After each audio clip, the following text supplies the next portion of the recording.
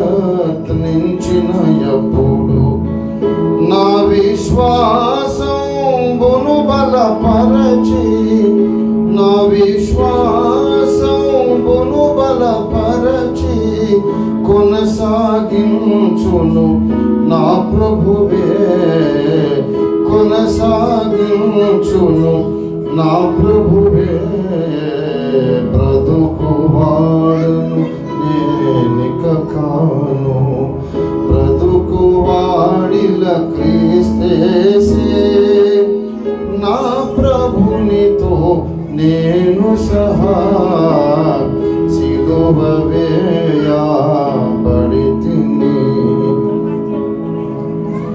లోకము తోడను నా దేహముతో ఆకాశమందలి దుష్టాత్మలతో పాప శరీరపు ఇచ్చల తోడను భీకర పోరాటం ఎదురైనను భీతిల్లను చింతిల్లను నేను భీతిల్లను చింతిల్లను నేను యుద్ధము సహా యెహోవాదే యుద్ధము సహా యెహోవాదే బ్రతుకువాడను నేనిక కాను బ్రతుకువాడిల క్రీస్తేసే నా ప్రభునితో నేను సహా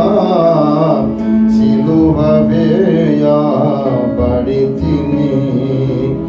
నా ప్రభునితో నేను సహా సిలువ వేయబడితిని సిలువ వేయబడితిని.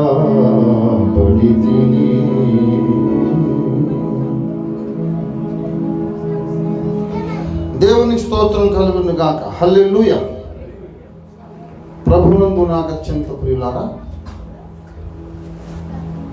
చాలా క్లుప్తంగా మీతో దేవుని వాక్యాన్ని పంచుకుంటాను.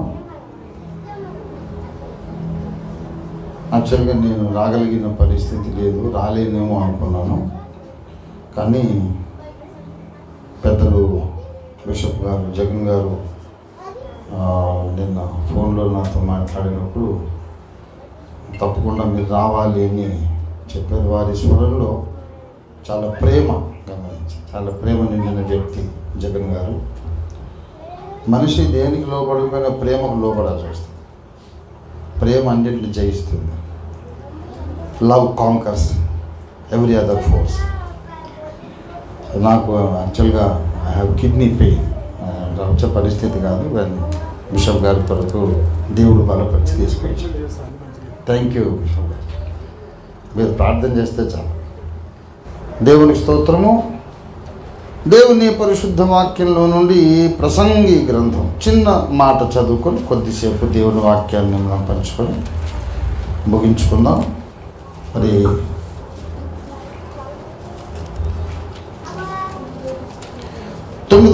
ప్రసంగి 9వ అధ్యాయం 10వ వచనం. చేయుటకు నీ చేతికి వచ్చిన ఏ పని అయినను నీ శక్తి లోపము లేకుండా చేయము. నీవు పోవు పాతాళమునందు పని అయినను ఉపాయమైన తెలివైనను జ్ఞానమైనను లేదు. దేవుడి వాక్యమును మన వెనుకట్లు ఆశీర్వదించును గాక. చిన్న మాట ప్రార్థన చేసుకుందాం. ప్రేమ కలిగిన మా మహాపరిశుద్ధ తండ్రి, మాకెంతో ప్రియులు నీ దాసులు, మీరు అభిషేకించి ఈ ప్రాంతానికి పంపించినటువంటి నీ దాసులు బిషప్ జగన్ గారు అద్భుత రీతిగానైనా ఎంతో కృంగిపోయినటువంటి నిరాశ నిస్పృహలతో ఉండిన స్థితిలో నుండి మీరే దిగి వచ్చి వారిని నీ చేత్తో మీరు పట్టుకొని లేవనెత్తి నిలవబెట్టి ధైర్యపరిచి అసాధ్యము అనుకున్నటువంటి ఈ మందిర నిర్మాణ కార్యాన్ని మీరు జరిగించినారు. మీ స్తోత్రం. దుష్టుడు శతవిధాల పోరాడినాడు, దుష్టుని సైన్యమంతా పోరాడింది, కానీ ఓడిపోయారు. నీకు వందనాలు తండ్రి. నీవే గెలిచావు, నీ భక్తుడు గెలిచాడు, నీ సత్యం గెలిచింది, నీ వాక్యం గెలిచింది కనుక నీకు వందనాలు చెల్లిస్తున్నా. వరల్డ్ టెంపుల్ అని నామకరణం చేయబడిన ఈ పరిశుద్ధ దేవాలయాన్ని మీరు ఆశీర్వదించండి. మహిమతో ఈ మందిరాన్ని నింపండి. ఇంకను విస్తరింపచేయండి. మాత్రం మందిరాన్ని విస్తరింపచేయండి, సంఘాన్ని విస్తరింపచేయండి. ఈ ప్రాంతమంతటా కూడా నీ సువార్త సత్య వెలుగులు నింపడానికి ఈ మందిరాన్ని వాడు. మీ దాసునికి ఇంకా ఆరోగ్యముతోనూ ఆత్మాభిషేకంతోనూ ఇహలోక ధన సంపదలతో ఐశ్వర్యంతో కూడుకున్నటువంటి దీర్ఘాయుష్యు దాయిచ్చాడు. వారికి దీర్ఘాయుష్ ఉండాలి, వారి చేతిలో తగినంత ధనం కూడా ఉండాలి, ఆరోగ్యం వారి ఒంట్లో ఉండాలి, అభిషేకం ఉండాలి. వారి ద్వారా మా రాష్ట్రం అంతా, 2 తెలుగు రాష్ట్రాలు, whole south India, even north India, మొత్తం భారతదేశం వారి ద్వారా కదిలించబడినటువంటి అద్భుత పరిచర్య మీరు వారి ద్వారా జరిగించండి. మేము కళ్ళారు చూడాలి, మేము స్తుతించాలి తండ్రి. ఈ శుభకార్యాన్ని మీరు చేసినటువంటి ఎమ్మెల్యే గారిని కూడా దీవించండి. మరి వారి యొక్క సహచరులందరినీ దీవించండి. సహకరించిన గ్రామ పెద్దలు, సర్పంచ్ గారిని అందరిని ఆశీర్వదించండి తండ్రి. ప్రభువా, వచ్చినటువంటి నీ భక్త సమాజాన్ని దీవించండి. అన్ని మతముల దైవారాధకులు, అన్ని మతముల్లో దైవాభిమానులు, అన్ని మతముల్లో దేవుని వెదుగుచున్నవారు అందరిని ఆశీర్వదించండి. యేసు పరిశుద్ధ నామంలో నీ వాక్య సందేశాన్ని ఇప్పుడు మేము స్వతంత్రించుకొని ప్రార్థిస్తున్నాం తండ్రి. ఆమేన్, ఆమేన్, ఆమేన్. క్రీస్తునందు నాకు అత్యంత ప్రియులారా, చాలా క్లుప్తంగా మీతో దేవుని వాక్యాన్ని పంచుకుంటాను. చదివినటువంటి లేఖన భాగములో ఒక అద్భుతమైనటువంటి సందేశము, ఉపదేశము, హెచ్చరిక, ఒక ఆజ్ఞ దేవుని బిడ్డలైన వారందరికీ కూడా ఇవ్వబడింది. అదేంటంటే, చేయుటకు నీ చేతికి వచ్చిన ఏ పని అయినా, పనులు అనేవి మన చేతిలోనే ముందు ఉండవు, నీ చేతికి వచ్చిన అని మాట్లాడుతున్నాడు. ఎవరో ఇచ్చారు ఆ పని. పుట్టినప్పుడు ఏ పని లేదు, ఆకలిస్తే పాలు తాగాలి, నిద్ర వస్తే పడుకోవాలి, అంతే. నీకేమంటే కాళ్ళకు ఇచ్చారు, అంతకంటే ఏం పని లేదు. పని చేయగలిగిన వయసు వచ్చినప్పుడు, పని చేయగలిగిన ప్రాయం వచ్చినప్పుడు ఎవరో మనకు పని అప్పగిస్తారు. పుట్టిన వాడికి ఏం పని చెప్తాం? వాడిని ఎత్తుకుని ముద్దులు పెట్టుకుంటాం, ముద్దులు పెట్టించుకోవడమే వాడి పని, అంతకన్నా ఏం పని లేదు. కానీ వాడు 5 ఏళ్ల బాలుడు అనుకోండి, ఈ టీ కప్పు తీసుకెళ్ళి అక్కడ పెట్టరని ఆయన చిన్న చిన్న పనులు చెప్తాం. ఇంకా పెద్దవాడు అయ్యాడనుకోండి, ఏదైనా ఉద్యోగం చేయొచ్చు కదా, ఇల్లంతా కొంచెం రిపేర్ చేయించవచ్చు కదా, చెల్లి పెళ్ళి సమయం వచ్చిందిరా, ఏమన్నా బాధ్యత లేదా అని వాడి ఎదుగుదల ప్రకారము వాడి మీద బాధ్యతలు మోపడం జరుగుతుంది. దేవుని కుటుంబంలో మనం జన్మించినప్పుడు బాల్యంలో పాలు త్రాగే వయస్సు, రక్షణలో ఆనందించడం తప్ప మనకి ఇంకో పని ఉండకపోవచ్చు. కానీ బలమైన వాక్యాన్ని మనం పూజించి కొంతమేర ఎదిగిన తర్వాత దేవుడు మనకు పని అప్పగిస్తాడు. ఆ పనిని మనము శక్తి లోపం లేకుండా చేయాలి, to the best of your capacity and ability. ఎంత బెస్ట్గా చేయాలంటే ఇక ఇంతకంటే బెటర్గా చేయడం సాధ్యం కాదు, ఇంతకంటే బాగా చేయడం అసలు ఊహల్లో కూడా సాధ్యం కాదు. అన్నంత బాగా చేయాలి. క్రైస్తవునికి పాపం అనగా ఏమిటి అంటే, పాపము అనే దానికి బైబిల్లో చాలా నిర్వచనాలు ఉన్నాయి. కానీ అన్నిటికంటే టాప్ లెవెల్లో, శిఖరాగ్ర స్థాయిలో ఉన్నటువంటి నిర్వచనము యాకోబు పత్రికలో చెబుతాడు. యాకోబు పత్రిక 4వ అధ్యాయము 17వ వచనం. కాబట్టి మేలైనది చెయ్యనెరిగి అలాగూ చెయ్యకుండుట పాపము. మేలైనది చెయ్యనెరిగియు, he that knoweth to do better and still he doesn't do better. इसे अच्छा करना उनको मालूम है, उनसे हो सकता है, उनके हाथ से मुमकिन है, लेकिन वो नहीं करता. जो काम हमने किया उससे बेहतर काम हम कर भी सकते हैं, लेकिन करना नहीं चाहते हैं. ఇంకా బాగా చేయగలను కానీ నేను చేయను. ఎందుకు చేయాలా? ఏదో చేసాం కదా, ఏదో వెట్టికి చేసినట్టు. అలాంటి యాటిట్యూడ్ కూడా పాపమే అని బైబిల్ చెప్తా ఉంది. నువ్వు ఏ పని చేసినా ఎలా చేయాలంటే చిత్తశుద్ధితో శ్రద్ధ పెట్టి పూర్తి మనస్సు అక్కడ నిమగ్నం చేసి ఇంతకంటే బాగా నేను చేయలేనండి, అంత బాగా చేయాలి. ఇంకా బాగా చేయగలిగి కూడా తక్కువ చేసేవాడికి అది పాపముగా ఎంచబడుతుంది. ఆజ్ఞాతిక్రమమే పాపము అనేది మొదటి యోహాను పత్రిక 3వ అధ్యాయంలో ఉన్నటువంటి మాట. అది ఎల్కేజీ చదువు. ఆజ్ఞాతిక్రమమే పాపం అనేది ఎల్కేజీ. ఏ ఆజ్ఞను అతిక్రమించకుండా కూడా మనం పాపం చేయొచ్చు. కొన్ని ఇంప్లాయిడ్ కమాండ్మెంట్స్ ఉంటాయి, డైరెక్ట్ కమాండ్మెంట్స్ ఉండవు. సిగరెట్ తాగొద్దని బైబిల్లో ఎక్కడుంది అంటాడు. సిగరెట్ తాగొద్దని బైబిల్లో లేదు. బైబిల్లో ఎందుకు ఉండాలి? ఎక్కడ రాసింది సిగరెట్ తాగొద్దని ఎక్కడ రాసిందంటే దాని మీదే రాసిందని చెప్పి, దాని మీదే రాసి తాగొద్దురా బాబు క్యాన్సర్ వచ్చి చస్తారని ఆ తయారు చేసినోడే రాశాడు. దానికి మళ్ళీ బైబిల్ కావాలన్నా? కొన్ని ఉండవు బైబిల్లో. పేడ తినొద్దని ఎక్కడుంది బైబిల్లో? తిరు. రైలు కింద పడొద్దని ఎక్కడుంది బైబిల్లో? పడుకో. అవన్నీ తెలివి తక్కువ ప్రశ్నలు. అన్ని బైబిల్లో రాసి ఉంటేనే చేస్తా. కామన్ సెన్స్ కూడా ఉపయోగించాలి. బైబిల్లో ఉన్నటువంటి ఆజ్ఞలు అక్షరాలా చూసి వాటిని మాత్రమే పాటిస్తాను, బైబిల్లో ఇది చేయొద్దని లేదు కనుక నేను ఏదన్నా చేస్తాను అనడము తప్పు వైఖరి. బైబిల్లోని అక్షరములను బట్టి మాత్రమే కాదు, బైబిల్లోని ఆత్మను బట్టి మనం నడవాలి. ఆజ్ఞాతిక్రమము మాత్రమే పాపం కాదు, విశ్వాసమూలము కానిదేదో అది పాపము. ఏదైతే నా స్థానంలో ఉంటే యేసయ్య చెయ్యడో అది నేను చేయటం పాపం. ఏది నేను చేసినప్పుడు లోకము యేసును అవమానిస్తుందో అది పాపం.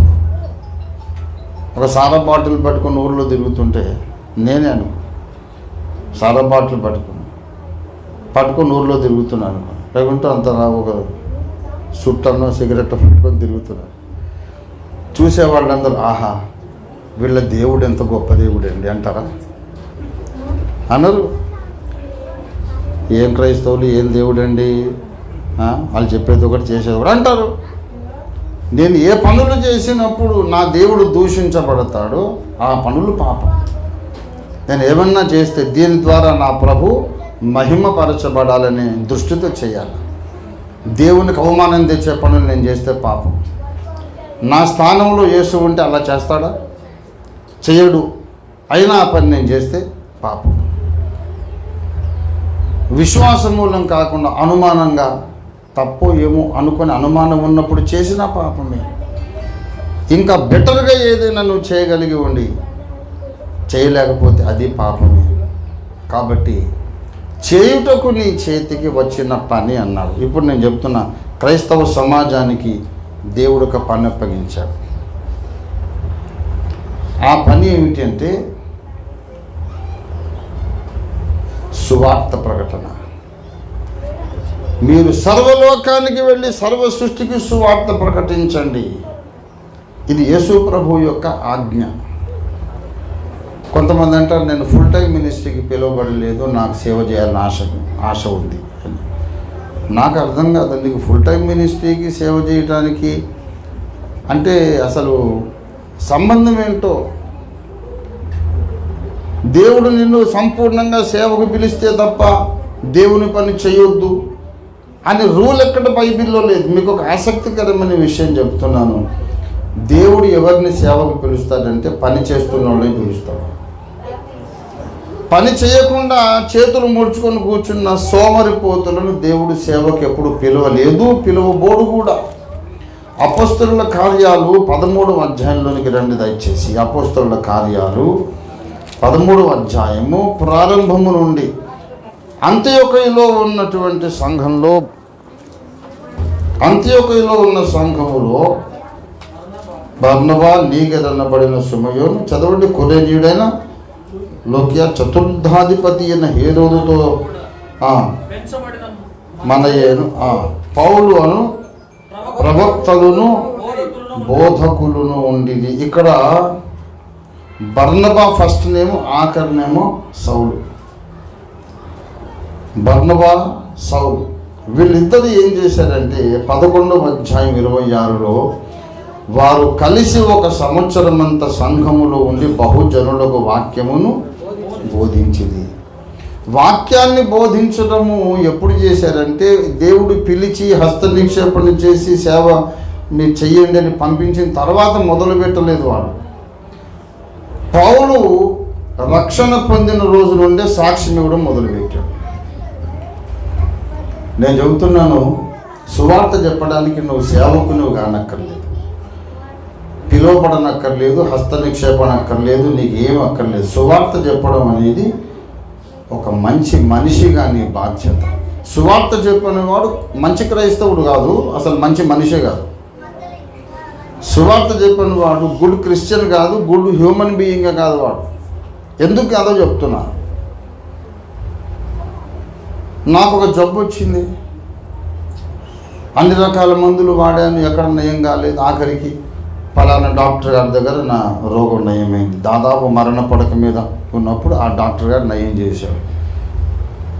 సంతోషం, బ్రతికిపోయా, బాగున్నా, జీవితం ఎంజాయ్ చేస్తున్నా. మా పక్కింటోళ్ళు చాలా స్నేహంగా ఉంటారు. చెల్లెమ్మని పిలుస్తాను, బావగారని పిలుస్తాను, ఒకరు బావ చెల్లె అనుకుంటాం. ఆయనకు అదే రోగం వచ్చింది. అతను కూడా సేమ్ జబ్బు, అన్ని రకాల వైద్య విధానాలు ప్రయత్నం చేశాడు, తగ్గడం లేదు. ఆఖరి చావుకు దగ్గరికి అయిపోయాడు. నాకు తెలుసు, ఫలానా డాక్టర్ దగ్గరికి వెళ్తే వీడు బాగుపడతాడు నాకు తెలుసు. చెల్లెమ్మంటున్నా, బావగారు అంటున్నా, వస్తున్నాను పోతున్నా. కానీ బావ ఆ డాక్టర్ దగ్గరికి వెళ్ళవయ్యా, బతికిపోతావు, లేకపోతే మా చెల్లెమ్మ అన్యాయం అయిపోతుంది అని నేను చెప్పడం లేదు. నేను మంచి మనిషినేనా? చెప్పకుండా నేను లేట్ చేశాను. ఆయన చచ్చిపోయిన తర్వాత ఆ అమ్మాయికి ఎవరో చెప్పారు, రంజిత్ ఓఫీర్ గారికి ఇదే రోగం ఉండిందండి, పలానా దగ్గరికి వెళ్ళి నయం చేసుకున్నాడని. తర్వాత ఆమెకు చెప్పారు ఎవరు. ఆ అమ్మాయి వచ్చి ఏమంటుంది, ఏంటన్నయ్య చెల్లెమ్మని నోరాలు పిలిచావు, మీ బావగారు చచ్చిపోయారు, మందు నీకు తెలుసట కదా, తెలిసి ఎందుకు చెప్పలేదు? ఇదే నా మానవత్వం, ఇదే నా అన్న చెల్లెలు అనుబంధం అనదు? తలెత్తుకోగలనా? ఒక మనిషి అగ్నిగుండంలో పడడానికి వెళ్ళిపోతున్నాడు, వాడిని ఆపే మార్గం నాకు తెలుసు. తెలిసి చెప్పకపోవడము అమానుషము, పైశాచికము, రాక్షసత్వము, పశుత్వం. నిన్ను దేవుడి సేవకు పిలిచి అభిషేకించక్కర్లేదు. నువ్వు మనిషివైతే, మంచి మనసు ఉంటే, అందరూ బాగుండాలనే మంచి మనసు నీకుంటే సువార్త చెప్పి తీరుతావంతే. దేవుడు పిలవనక్కర్లా, నువ్వు మంచి మనిషివైతే సువార్త చెప్పు. బాబు, పాప రోగానికి ఇది మందు. అద్దంకి దావీదు గారు రాశారు పాట, పాప రోగానికి ఇది మందు, మీరు పరిగెత్తి తినకుంటే దొరకదిక ముందు, పాప రోగానికి ఇది మందు. మా తాతగారు అద్దంకి దావీదు గారు రాసిన పాట. పిల్లారా, పాపమనే రోగానికి మందు యేసు రక్తం, యేసయ్య నామం, శిలువ యజ్ఞం, యేసు రక్తం మందు. అదొకటే మందు. నీకు తెలుసు, ఎందుకు చెప్పలేదు అంటే, చెప్తే వింటాడు వినడం అని చెప్పలేదంటే, అదే ఫాల్తు మాటలు ఎందుకు మాట్లాడతావు? వాడు వినడం సంగతి నీకెందుకు, చెప్పడం నీ బాధ్యత కదా. కాబట్టి సువార్త ప్రకటన ప్రతి క్రైస్తవుని బాధ్యత. చేయుటకు నీ చేతికి వచ్చిన పని ఇది.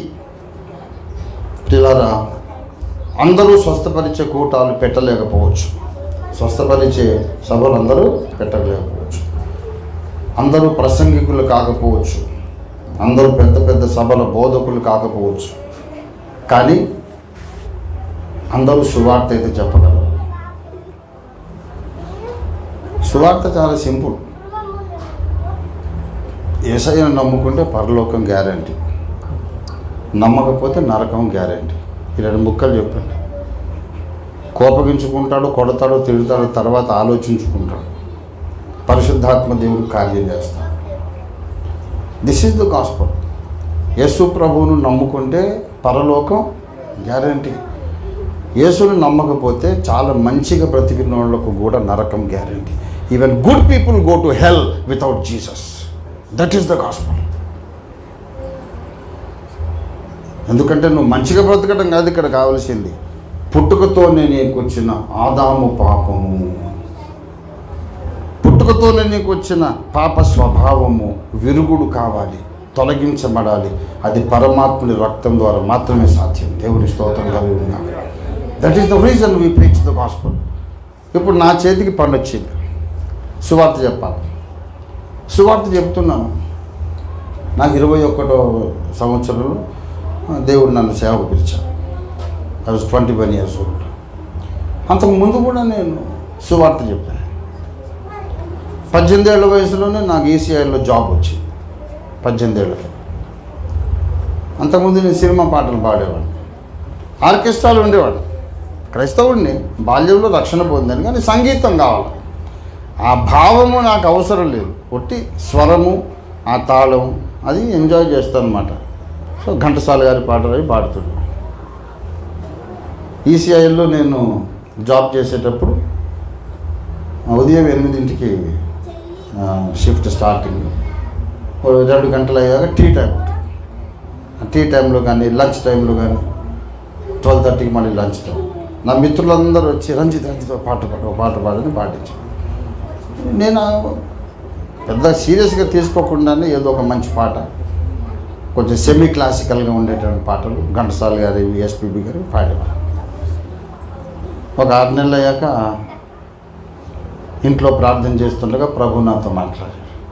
నా రక్తం ఇచ్చి నేను కొనుక్కున్నా కదా, నీ కళ్ళు, ముక్కు, నోరు మొత్తం నావే కదా అంటే, నీవే వేసేయా మొత్తం, నేను నీవాడిని కదా. అది సినిమా పాటలు పాడడానికి నేను కొన్నాను. నీ పెదవులు నావి కదా, నా స్తుతులు నువ్వు పాడాలని నా ఆశ. అంటే ఆ భావం నేను పట్టించుకోలేదు. అయినా నువ్వు దీన్ని పట్టించుకుంటున్నావని నాకు తెలియదు ఏసయ్యా, నువ్వు బాధపడ్డావు కనుక నేను పాడలే అని మాటిచ్చాను. సరే. నెక్స్ట్ మార్నింగ్ వీళ్ళు మళ్ళీ అడిగారు పాట పాడమని. టీ టైము ఒక పాట పాడమన్నారు. ఇప్పుడు కాదులే, లంచ్ టైంలో మళ్ళీ వచ్చారు, పాట పాడమన్నారు. పాట పాడమంటేను దేవుడేమో సినిమా పాటలు వద్దంటున్నారు. ఆయన మాట ఇచ్చేసాను. వీళ్ళు పాట పాడమని పాడతానని చెప్పాను. సరే ఒక 10 నిమిషాలు మీరు అట్లా వెళ్ళి రండి అని చెప్పి కూర్చొని ఒక పాట రాశారు. అదే సంధ్య మేలుకో నరులారా అనే సువార్త గీతం. సంధ్య మేలుకో నరులారా, శ్రీక్రీస్తునాథుడే మోక్షపు మార్గము, క్రీస్తునాథుడే మోక్షపు మార్గము, సంధ్య మేలుకో నరులారా. ప్రేమ స్వరూపుడు శ్రీ పరాత్పరుడు, పతిత మానవుల ద్వేషించునటే యోచింపరే మానవులారా. ఈ దుష్ట శిక్షకులు దైవములెటులైరో,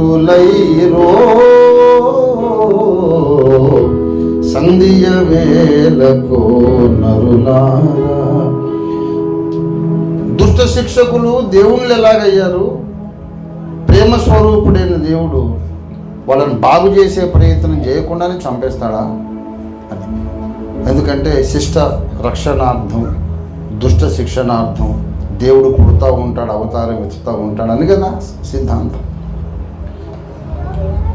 చెడ్డవాళ్ళని చంపడానికి దేవుడు పుట్టడం ఎందుకు? అక్కడ కూర్చొని చంపొచ్చు కదా. ఒకడు చెడ్డ మనిషి, చెడ్డవాడు, వాడిని డైరెక్ట్గా చంపేయకముందు వాడిని మార్చే ప్రయత్నం అయితే చేయాలి కదా. ఆ ప్రేమ స్వరూపుడు క్రౌర్యము చూపున అని వచ్చారు. అలాగా లాజికల్గా ఒక్కొక్క పాయింట్కు 4 చరణాలు రాసి అప్పుడే పావు గంట అయింది. రాశాను, పాడాను.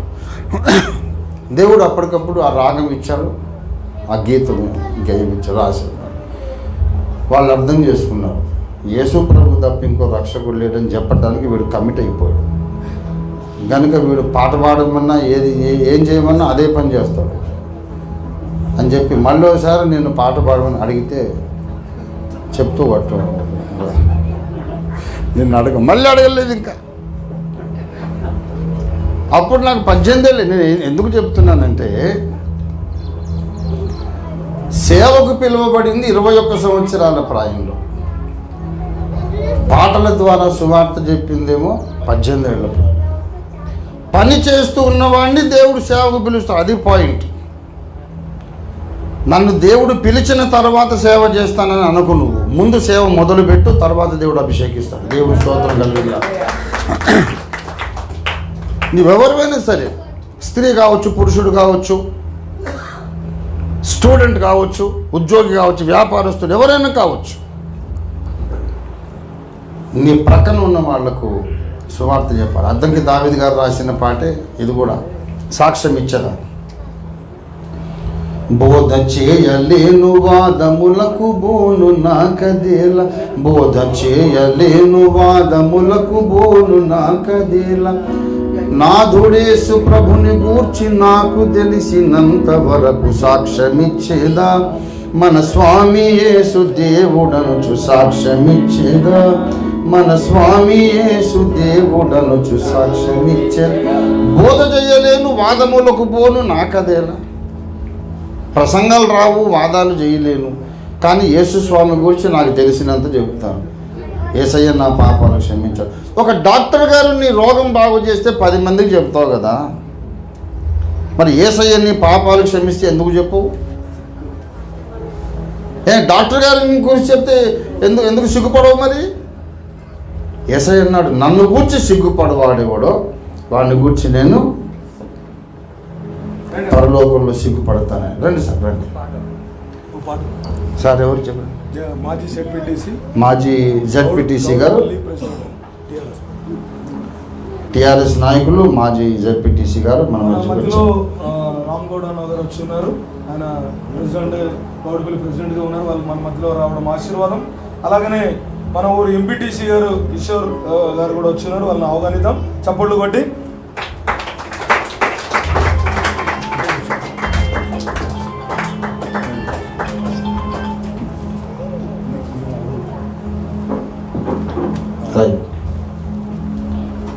సంతోషం, దేవుని స్తోత్రం అన్న. వెల్కమ్. జై తెలంగాణ. నాది వరంగల్. చెన్నారెడ్డి గారి టైంలో ఉద్యమంలో ఉన్నాం మేము.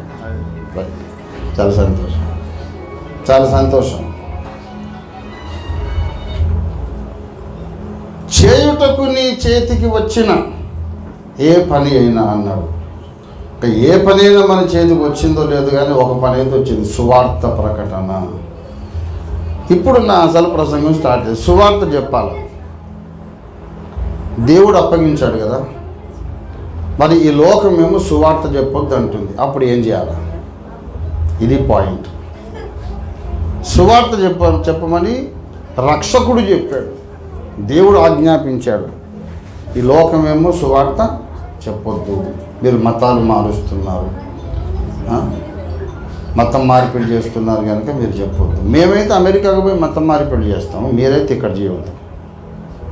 అమెరికా, ఆస్ట్రేలియా, జర్మనీ అక్కడ పోయి మా మతం చెప్పుకుంటాము, కానీ మీరు ఇక్కడైతే యేసుని గురించి చెప్పండి. మేము చేస్తే రైట్, మీరు చేస్తే రాంగ్. మేము చేస్తేనేమో సంసారం, మీరు చేస్తే వ్యభిచారం. అది ఇట్లాంటి దుర్మార్గమైనటువంటి వైఖరి సమాజంలో ఉంది. సువార్త చెప్తే కొడతారు, చంపుతారు. సువార్త చెప్పకపోయినా ఎవరైనా కొంచెం యథార్థమైన క్రైస్తవ జీవితం జీవిస్తే వాళ్ళని కూడా కొడతారు. గ్రాహం స్టెయిన్స్ గారు బోధకుడు కాదు, సంఘ కాపరి కాదు, ఇలాంటి మందిరాలు కట్టలేదు. కుష్ఠరోగుల ఆశ్రమం నడిపించాడు 30 సంవత్సరాలు. ఆయన నోరు తెరిచి ప్రసంగాలు చేయలేదు.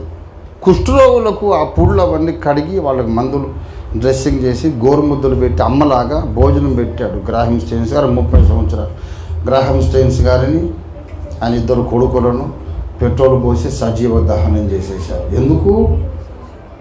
మంచి క్రైస్తవుడు, నోరు తెరిచి చెప్పడం లేదు, జీవితం ద్వారా చెబుతున్నాడు.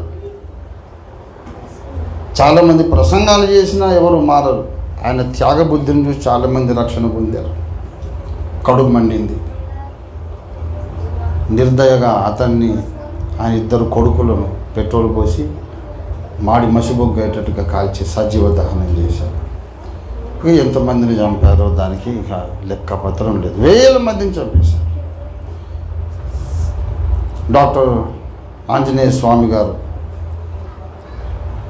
తాన్పట్టు మీద నిలబడి బైబిల్ పంచుకుంటున్నారు. ఆయన ఏం బోధ చేయలేదు. దగ్గరకు వచ్చి చూస్తున్నారు. ఇష్టమైన వాళ్ళు తీసుకుంటున్నారు, ఇష్టం వద్దులే అని ఇష్టం లేని వాళ్ళు వెళ్ళిపోతున్నారు. తీసుకున్న వాళ్ళకే ఇస్తున్నాడు, ఎవరు బలవంతం లేదు. సైలెంట్గా నిలబడి డాక్టర్ ఆంజనేయ స్వామి గారు బైబిల్ పంచుతున్నారు. వచ్చి ఆయన కొట్టి తల మీద భయంకరంగా కొడితే హెడ్ ఇంజరీ. ఇప్పటికీ నార్మల్ కాలేదు, ఆయన నార్మల్ కాలేదు. కొట్టి మళ్ళీ వాళ్ళే దాన్ని వీడియో షూటింగ్ చేసి సోషల్ మీడియాలో వాళ్ళే వైరల్ చేశారు. దీన్ని ఏమంటారు? ఏమనాలి? ఇప్పుడు పరిశుద్ధ స్థలంలో ఉన్నా కనుక ఎక్కువ అనకూడదు. ఏంటి, మేమే కొట్టి నిన్ను కొట్టినట్టు కూడా సోషల్ మీడియాలో వైరల్ చేస్తామంటే బలుపరమాట అంత. అంటే మమ్మల్ని ఎవడేం చేయలేడని. అవును, బైబిల్ పంచితే కొట్టడం ఎందుకయ్యా? నువ్వు భగవద్గీత పంచుకో, రామాయణం పంచుకో. మాకు నేను కూడా నా ఇంటి నిండా రామాయణం, మహాభారతం, భగవద్గీత, దేవి భాగవతం, అన్ని ఉపనిషత్తులు, ఖురాన్ షరీఫ్, డిఫరెంట్ ట్రాన్స్లేషన్ అన్నీ ఉన్నాయి నా ఇంట్లో. ఇవి తీసుకుంటావు, తప్పే ఉన్నది. బైబిల్ పంచితే కొట్టడం ఏంటి? ఎదురుకుండా నీ బుక్ నువ్వు పంచుకో, కొట్టడం ఏంటి? అంటే ఒక లెక్క పత్రం లాజిక్ ఏం ఉండదు. దౌర్జన్యం అన్నమాట. ఈ దుర్మార్గులైనటువంటి సమాజం మధ్యలో సువార్త ప్రకటించమని యేసయ్య నాకు ఆజ్ఞాపించాడు. ఎట్లా ప్రకటించాలని అడుగుతున్నాను. చెప్పనివ్వట్లేదు కదా, ఎలా చెప్పాలా? మొదటి శతాబ్దం నుండి 2000 సంవత్సరాల కిందటి నుండి ఇదే గొడవ జరుగుతూ ఉంది క్రైస్తవ సంఘానికి, లోకానికి. సువార్త చెప్పొద్దు అంటుంది లోకం. అపొస్తలుల కార్యాలు 4వ అధ్యాయము 18వ వచనం. అప్పుడు వారిని పిలిపించి, మీరు యేసు నామమును బట్టి ఎంత మాత్రమును మాట్లాడకూడదు, బోధింపకూడదని వారికి ఆజ్ఞాపించింది. అందుకు పేతురు, యోహాను వారిని చూచి, దేవుని మాట వినుట కంటే మీ మాట వినుట దేవుని దృష్టికి న్యాయమా? మీరే చెప్పుడి. దేవుని మాట వినడం కంటే మీ మాట వినడం దేవుని దృష్టికి న్యాయమా? మీరే చెప్పండి. మేము కన్న వాటిని విన్న వాటిని చెప్పక ఉండలేము అని వారికి ప్రత్యుత్తరం ఇచ్చారు. అపొస్తలుల కార్యాలు 5వ అధ్యాయము 28. ప్రధాన యాజకుడు వారిని చూచి, మీరు ఈ నామమును బట్టి బోధింపకూడదని మేము మీకు ఖండితంగా ఆజ్ఞాపించలేదా అట. చెప్పొద్దు, వాక్యం చెప్పొద్దు, సువార్త చెప్పొద్దు అని. అపొస్తలుల కార్యాలు దయచేసి 19వ అధ్యాయం 23వ వచనం. ఆ కాలమందు క్రీస్తు మార్గమును గూర్చి చాలా అల్లరి కలిగెను. ఎక్కడ చూసిన యేసును గూర్చి మాట్లాడితే గొడవ.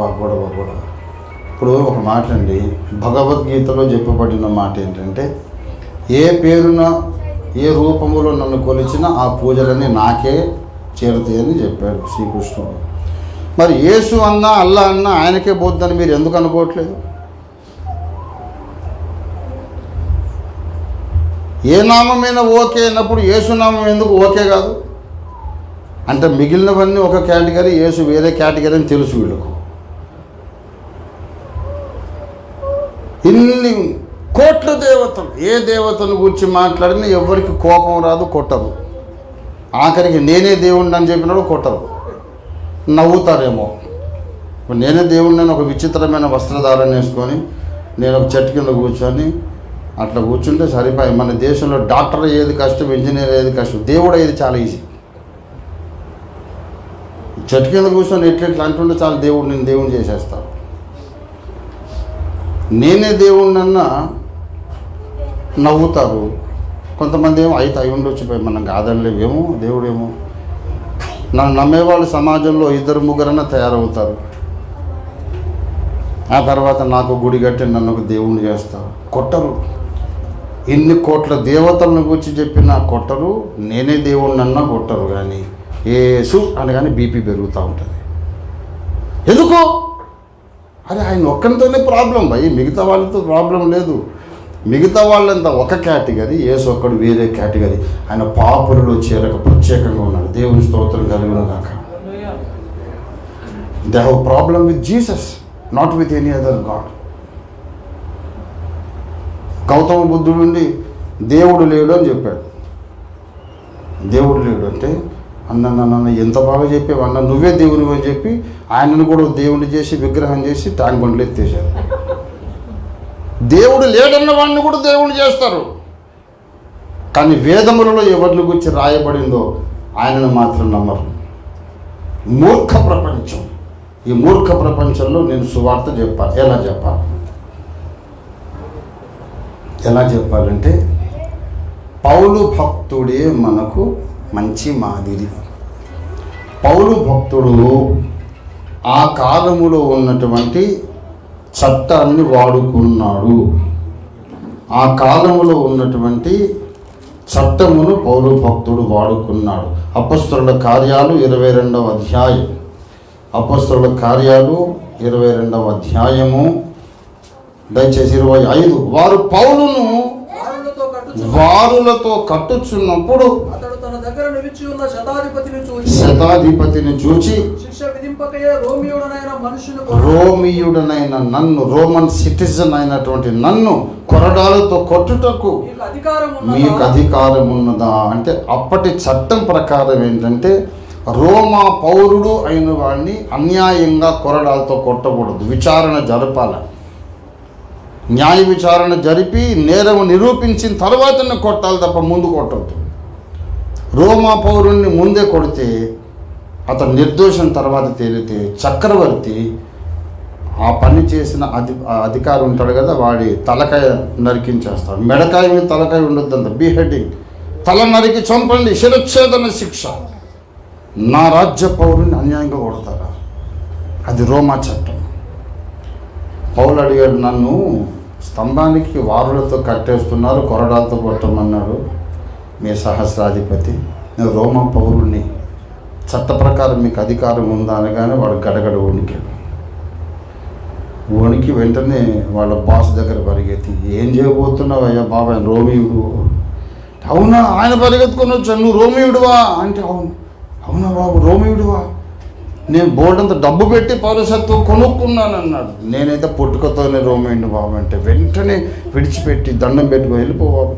ఆ సహస్రాధిపతి పౌలును బంధించినందుకు భయపడినాడు. అక్కడ పౌలు ఇవాళ ఇండియాలో పుట్టాడు అనుకోండి, మనకు పునర్జన్మ లేవు, మనం నమ్మం. కానీ ఒకవేళ ఊహ, పౌలు కనుక ఇండియాలో పుట్టి ఉంటే, ఇప్పుడు ఆర్ఎస్ఎస్ వాళ్ళు మతోన్మాదులు వచ్చి కొడుతున్నారు అనుకోండి, ఇక్కడ గుడి కట్టొద్దు, ఇక్కడ ప్రార్థన పెట్టొద్దు, సువార్త చెప్పొద్దు, మత ప్రచారం చేయొద్దని గొడవాడారు అనుకోండి. పౌలే కనుక భారతదేశంలో పుడితే ఏమంటాడు? ఇలాగూ సువార్త ప్రచారం ఆపడానికి రాజ్యాంగ ప్రకారం మీకు అధికారం ఉన్నదా లేదా అంటాడా లేదా? ఆ రోజు తను కొడుతున్నప్పుడు చట్ట ప్రకారం మీకు అధికారం ఉందా అని అడిగాడు. ఇవాళ మతోన్మాదులు వచ్చి మన సభలు మన సేవ భగ్నం చేస్తుంటే రాజ్యాంగం మీకు అధికారం ఇచ్చిందా అని అడుగుతాడా లేదా? అలా అడగడానికి పుట్టిందే రాష్ట్రీయ క్రైస్తవ పరిషత్తు. ప్రతి క్రైస్తవునికి చట్టంలో మీకున్న హక్కులను ఉపయోగించుకోనండి అని నేర్పించడానికి, ప్రోత్సహించడానికి, అవసరమైన సహాయం చేయడానికి పుట్టిందే రాష్ట్రీయ క్రైస్తవ పరిషత్తు.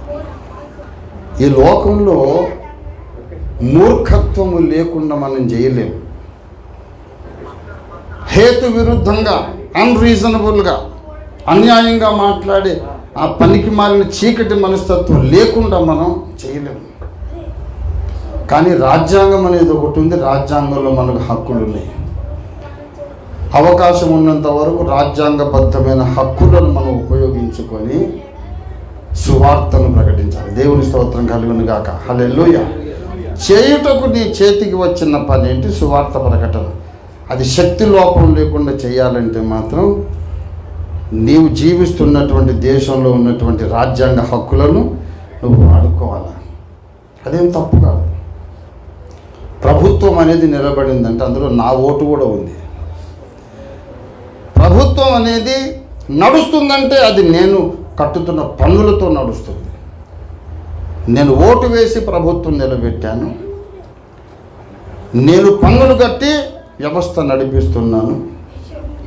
నేను నమ్మినది ఏదో నేను 10 మందికి చెప్పుకోవడానికి నాకు హక్కు ఉన్నది. వద్దని ఒక దుర్మార్గుడు అంటున్నాడు. ప్రభుత్వాన్ని ఆశ్రయించాలి, రాజ్యాంగ ప్రకారం యాక్షన్ తీసుకోవడం మీద. క్రైస్తవులందరూ సంఘటితమై ఎకట్టా హోక ఏక మంచి పడగ రాజాయ్ ఒకటే వేదిక మీదకి వస్తే మతోన్మాదం అనేది తోక ముడిచి పారిపోద్ది దేశంలోనే. పౌలును బంధించినందుకు సహస్రాధిపతి ఆ రోజు భయపడ్డాడు. క్రైస్తవులను హింసించినందుకు ఇవాళ మతోన్మాదులను భయపెట్టాలి. మనం మీరు భయపడొద్దు, భయపెట్టాలి. మా మీటింగ్లోకి వస్తేనైతే మేము కొట్టాం. అయితే వాడు అడిగాడు, కొట్టమని మీరు ఎట్లా కొడతారండి అంటే మరి ఏం చేయాలని అడిగాను. 40 ఏళ్ళ నుండి జరుగుతున్న పోరాటం. ఏం చేయాలంటే మీ దేవుడు చెప్పాడు కదా, ఒక చెంప మీద కొడితే ఇంకో చెంప తిప్పమని. అంటే ఒక చెంప మీద నువ్వు కొట్టావు, నేను ఇంకో చెంప తిప్పాను. ఈ రెండో చెంప కూడా నువ్వు కొట్టేశావు. ఇప్పుడు మూడో చెంప లేదు, ఏం చేయాలి? మూడో చెంప నీ దగ్గరే ఉంది కనుక దాన్ని కొట్టాను నేను. ఇప్పుడు ఒక చెంప మీద కొడితే రెండో చెంప తిప్పమన్నాడు అన్నావు. మరి రెండో చెంప మీద కొడితే ఏం చేయాలి? ఏసై చెప్పలేదే. మళ్ళీ ఇది తిప్పని అయిపోయింది ఇక్కడ కోట. ఇది కూడా కొట్టావు. ఇప్పుడు మళ్ళీ మూడోది కావాలి. ఎక్కడుంది మూడోది? వాని దగ్గర ఉంది. అట్లా కొట్టమని మీ దేవుడు చెప్పలే కదా అంటే, మా దేవుడు చెప్పిన దాని గురించి అంటున్నావు కదా. కొట్టమని నీకెప్పుడు చెప్పాడు? మరి ఏ కారణంతో కొట్టావు? క్రైస్తవులను మనం ఏమన్నా చేయవచ్చు, నోరు మూసుకొని పోతారని ఆ కాన్సెప్ట్ తీసేయాలి మనం. క్రైస్తవులు అంటే సింహాలు. ప్రపంచ వ్యాపారము, ప్రపంచంలోని సైన్సు, ప్రపంచంలో టెక్నాలజీ మొత్తం క్రైస్తవం చేతిలో ఉంది. ప్రియులారా, క్రైస్తవులు అంటే ఏదో నీచులు, పనికి మానవులు, తెలివి తక్కువ వాళ్ళు, కులం తక్కువ వాళ్ళు అనే కాన్సెప్ట్ తొలగించాలి. క్రైస్తవుల మీద భయంకరమైన సాంస్కృతిక దాడి జరుగుతావు. సినిమాలు తీస్తారు, కథలు రాస్తారు. బ్యాడ్ పాత్రలు అన్నీ క్రిస్టియన్ పేర్లు. తిరిగిపోతూ వేశ్య ఆడలు ఉన్నదనుకోండి, ఒక ఆమె పేరు మేరీ, రోజీ, లిల్లీ. కిరాయి హంతకుడు ఉన్నాడు అనుకోండి, మైకల్, డానియల్, డేవిడ్. వాని పేరు వెంకట్రావు ఎందుకు ఉండదు? మీ పేరు సుబ్బలక్ష్మి ఎందుకు ఉండదు? అంటే మా వాళ్ళందరూ మంచోళ్ళని. క్రైస్తవులందరూ క్యారెక్టర్లెస్, క్రైస్తవులందరూ దుర్మార్గులని ఒక బ్రెయిన్ వాషింగ్ జరుగుతోంది. ఇవాళ మనం ఉల్టా బ్రెయిన్ వాష్ చేయాలి. క్రైస్తవులే అసలైన దేశభక్తులు. ఇన్ని గూఢచారి కేసులు దొరికినాయి కదా. దేశ రహస్యాలను పరాయి దేశాలకు అమ్ముకున్నట్టు గూఢచారి కేసులో ఒక్క క్రైస్తవుడు కూడా నిందితుడు కాదు. అందరూ వీళ్ళు నమ్ముకున్న సనాతన ధర్మంలో ఉన్నోళ్ళే దేశద్రోహులు. పిల్లరా, క్రైస్తవ సమాజం మీద, సువార్త మీద ఇంత సంఘటితంగా దాడి చేస్తున్నారు. ఎందుకో తెలుసా? 2వ కీర్తన ప్రవచనం నెరవేరుతుంది. అన్యజనులు ఏల అల్లరి చేయుచున్నారు, జనములు ఏల వ్యర్థమైన దాన్ని తలంచుచున్నవి. భూరాజులు యెహోవాకును ఆయన అభిషిక్తుడికి విరోధంగా ఆలోచన చేయుచున్నారు. యేసుక్రీస్తుకు విరోధంగా అందరూ ఒకటవుతారు.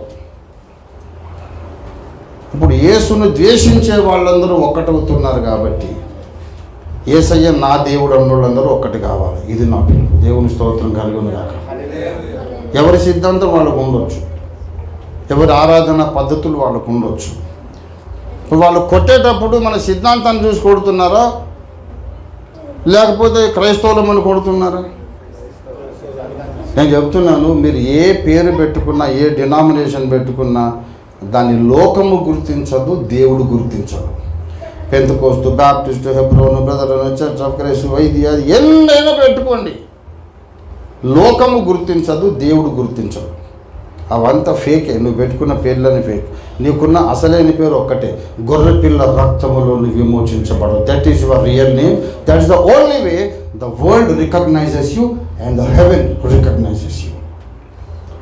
ఈ లోకమైన పరలోకమైన నిన్ను ఒక క్రైస్తవునిగా గుర్తిస్తుంది తప్ప ఒక పెంతుకోస్తు బ్యాప్టిస్ట్ అని గుర్తించదు. ఆదివారం కానీ పండగల సమయంలో కానీ బైబిళ్ళు పట్టుకొని వెళ్తున్నాం మన రోడ్డు మీద. అన్యులు చూసి ఏం చెప్పుకుంటారు, అది పెంతుకోస్తు పోతుంది అంటారా, అదిగో బ్యాప్టిస్టుడు అంటారా, ఏమంటారు, క్రైస్తవుడు అంటారు. నీ డినామినేషన్ అది నువ్వు ఊహించుకుంటున్నావు. పెట్టుకో, తప్పులేదు. పిల్లోడు పుట్టినప్పుడు ఒక పేరు పెట్టాలా, పేరు పెట్టకపోతే ఎట్లా, అరే మనిషి రారా అంటే ఆ మనుషులందరూ వస్తారు. అంతమందికి ఎక్కడ పాలిస్తూ ఎక్కడ టిఫిన్ పెడతాం మనం. అరే మనిషి రారా అంటే కుదరదు. కాబట్టి పిలవడానికి ఒక పేరు ఉండాలి కనుక ఒక మనిషికి పేరు ఉండాలి, సంఘానికి కూడా పేరు ఫలానా అని ఐడెంటిఫికేషన్ కొరకు. కానీ లోకము దృష్టిలో నువ్వు ఏ పేరైనా పెట్టుకో, నీకు వాళ్ళు పెట్టిన పేరు ఒకటి, వీడు క్రైస్తవుడు, యేసుని ఆరాధిస్తాడు, యేసుగాక ఇంకొకడు నాకు అక్కర్లేదు అంటాడు అనే పేరు నీ మీద పడిపోయింది.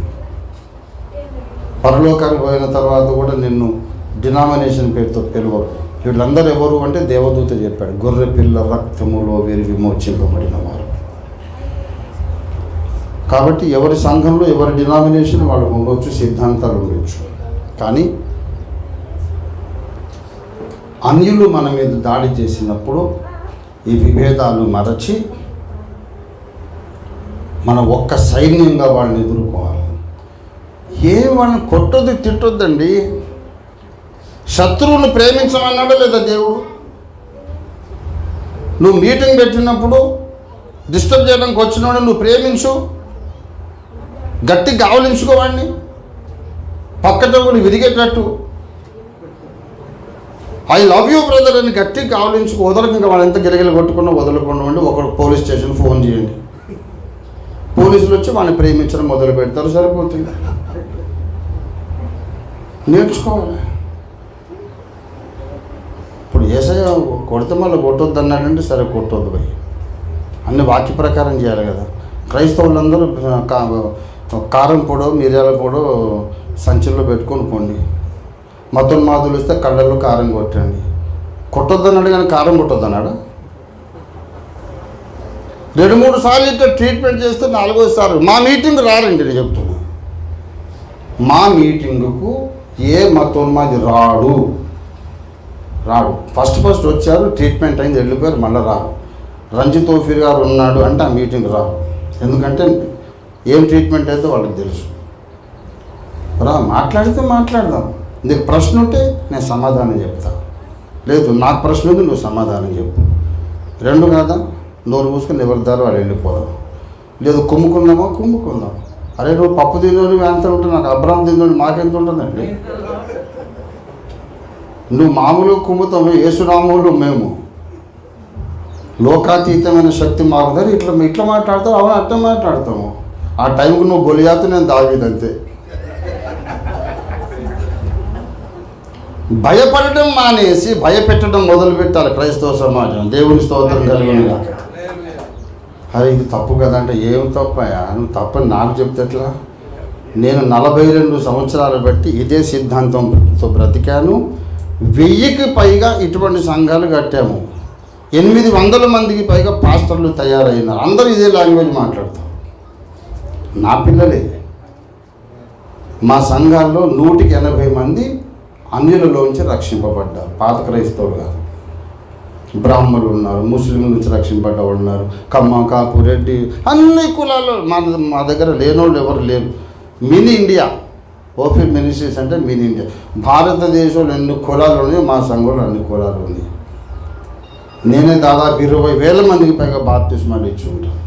Almost all of them from non Christian backgrounds. 5 పిల్లల్ని కన్న తల్లి 6వసారి పురిట్లోపులు పడుతుంది, ప్రసవ వేదన పడుతుంటే కొత్త పెళ్లి కూతురు వచ్చి ధైర్యం చెప్పిందంటే, ఏం కాదు ఆంటీ అట్లే ఉంటుంది, ఏం కాదు.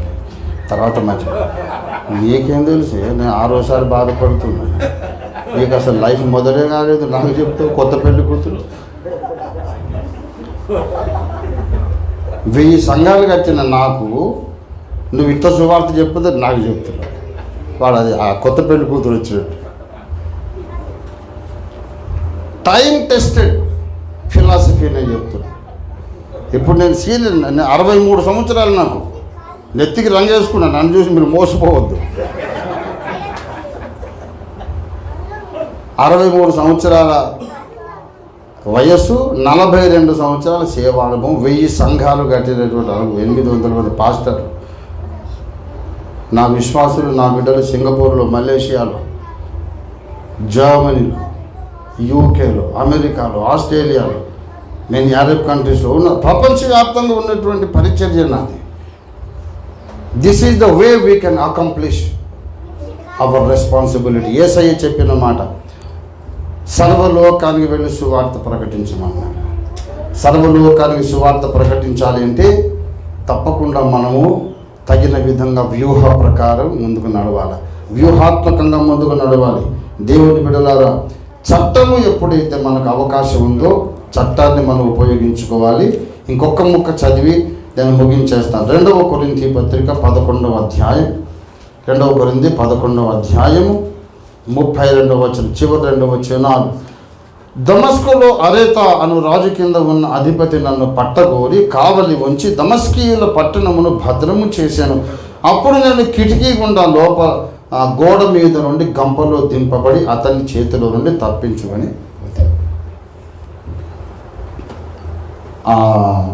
పట్టణం చుట్టూరా సైనికులు ఉన్నారు. అపోస్తలుడైన పౌలు ఈ పట్టణంలో ఉన్నాడు.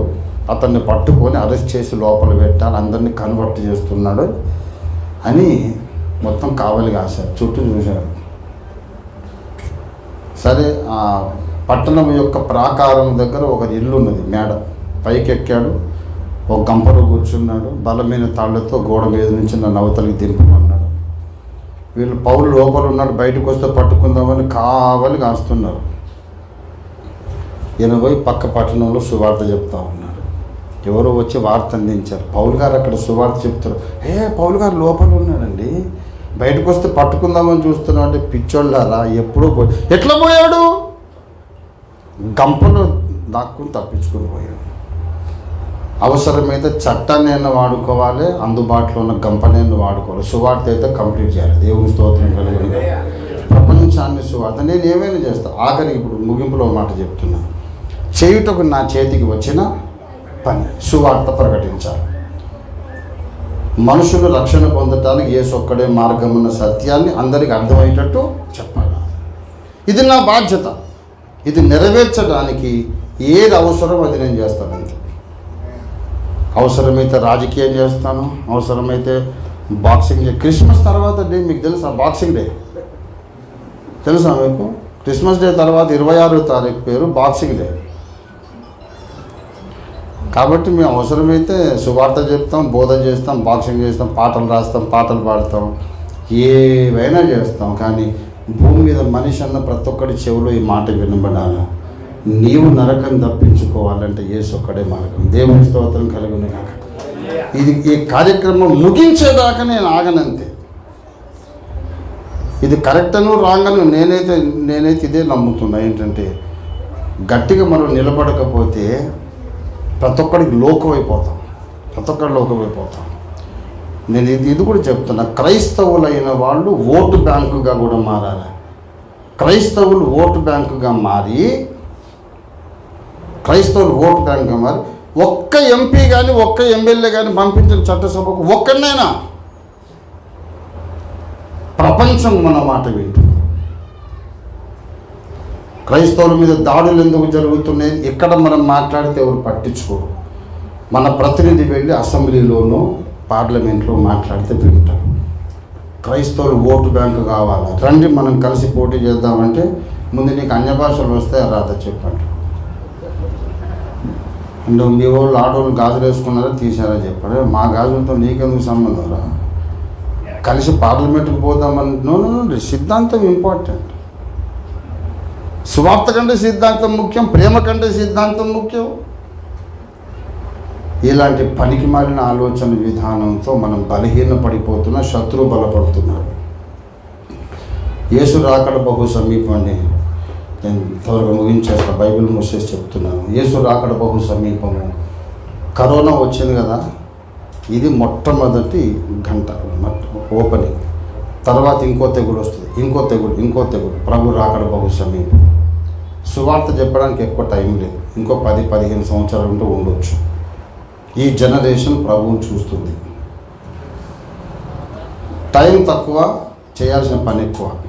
అందరం కలిసి పనికి పూనుకుందాం. ఇది చేయుటకు మన చేతికి వచ్చిన సువార్త పనిని శక్తి లోపం లేకుండా మనం చేయడానికి, మనందరి కొరకు ప్రార్థన చేయడానికి బిషప్ జగన్ గారు నిలబడ్డారు. వారికి అప్పగిస్తారు. చాలా సంతోషం. అయ్యగారు చక్కని సందేశం అందించారు. మన మధ్య ఉన్నటువంటి వెంకటేష్ గారు, ఆర్కేబీ టీం ప్రెసిడెంట్, అని వచ్చి ఈ యొక్క వాక్యం సమర్పించి ప్రార్థన చేశారు.